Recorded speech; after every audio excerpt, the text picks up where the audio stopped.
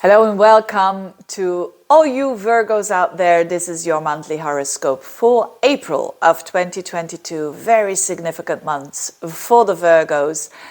And it has less to do with the eclipse that I'm going to talk about, but it has all to do with the Jupiter-Neptune conjunction. But let's get started with what is not so important.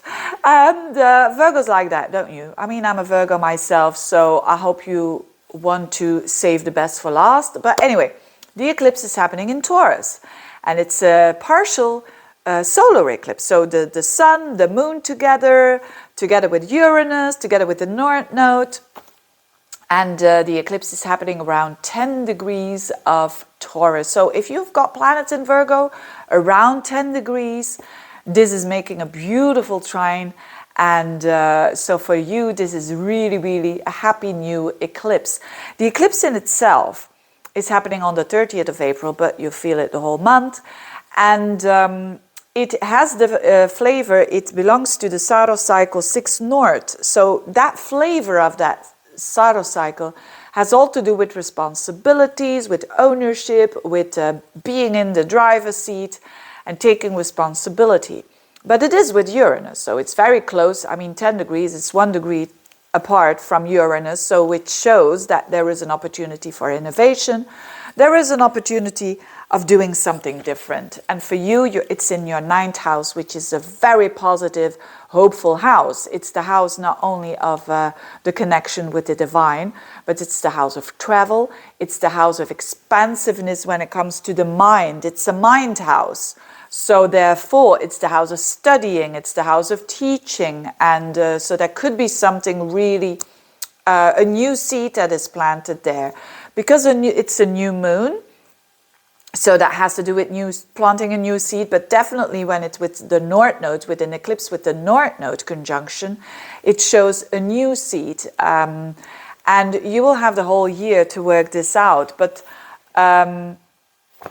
I'm thinking about myself now. I don't want to think too much about myself, don't get me wrong, but certainly not in my videos. But sometimes it's so unbelievable, isn't it, that want to start learning a new language again, and that is also the 9th house. Me as a Virgo, what is it for you? Do a comment in below what your plans is. Connecting to that 9th house, whether it is learning a new skill, teaching yourself, traveling, publishing, it's all, maybe starting a YouTube channel, fantastic plan, or starting a new blog, a new website, that is amazing, or something that has to do with international affairs, international economy and all of that, it's fantastic. So a very favorable eclipse for you. And but the other thing that is going on, which is more significant, you feel it already now when you're watching this in March already, because it's the Jupiter-Neptune conjunction that a lot of astrologers will talk about.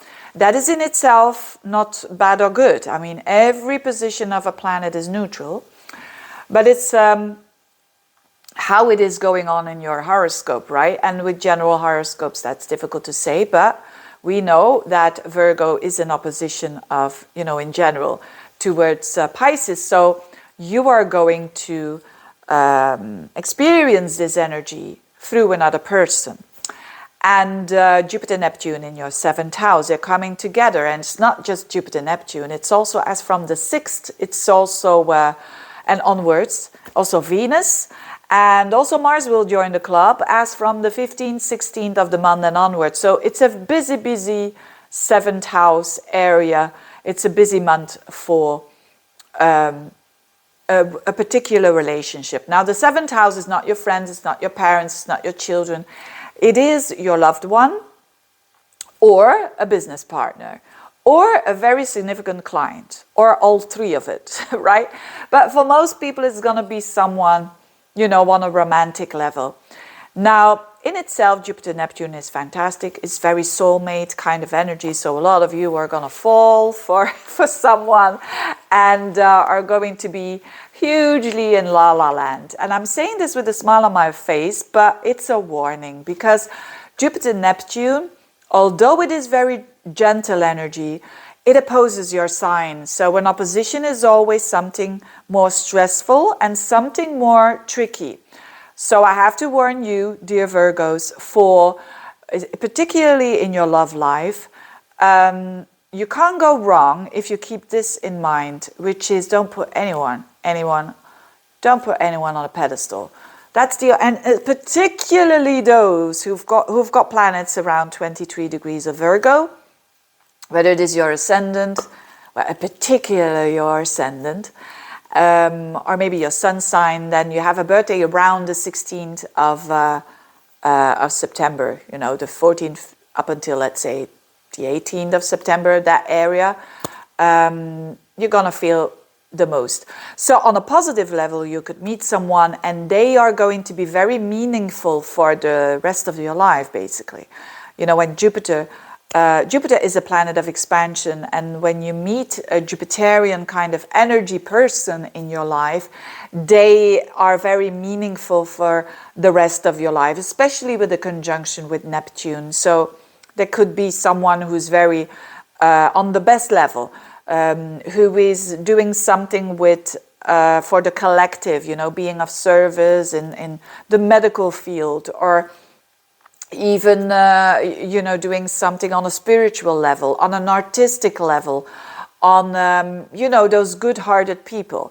But again, there is a warning here of staying with the feet on the ground, because Jupiter-Neptune, it's very tempting to believe what you want to believe. So forewarned is forearmed, so to speak, dear Virgos, especially for, I'm talking now to the Virgos who are single.